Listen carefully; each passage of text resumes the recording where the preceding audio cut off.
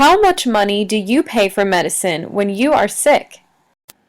Your local drugstore sells medicines for between $4 and $11. But what if you have a chronic illness like cancer?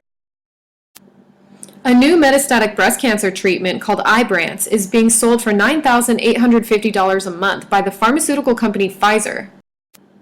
$9,000 a month is a price that not many families can pay for cancer treatment.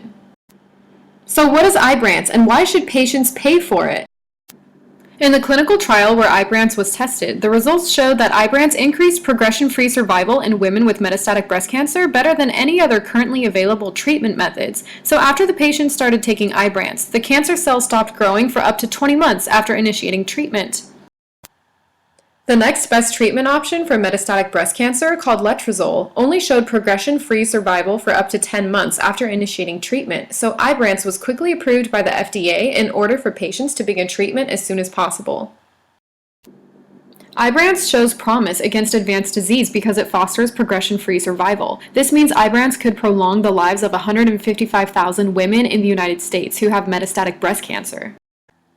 But the problem is, patients cannot afford to pay $9,000 a month for IBRANCE.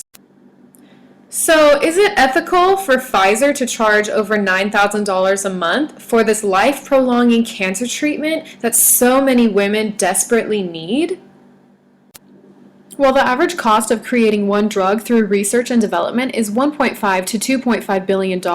Only 1 in 1,000 drugs that are created through R&D make it out of the laboratory and into the hands of customers.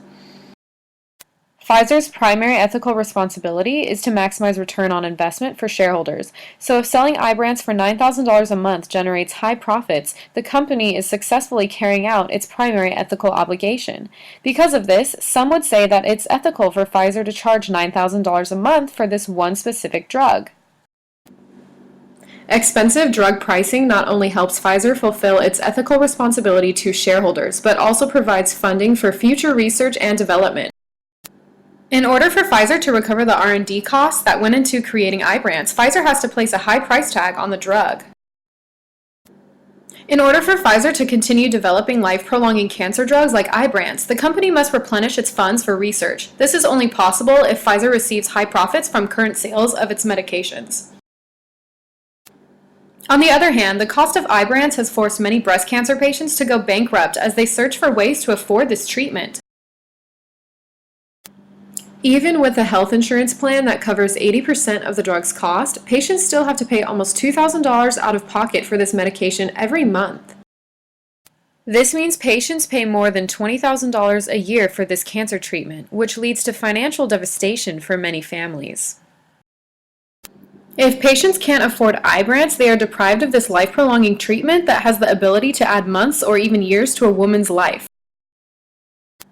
The Bible says we should act justly, walk humbly, and love mercy. How is it just for Pfizer to obtain a life-prolonging drug designed for breast cancer patients, but price that drug so high that it becomes inaccessible to patients who can't afford it?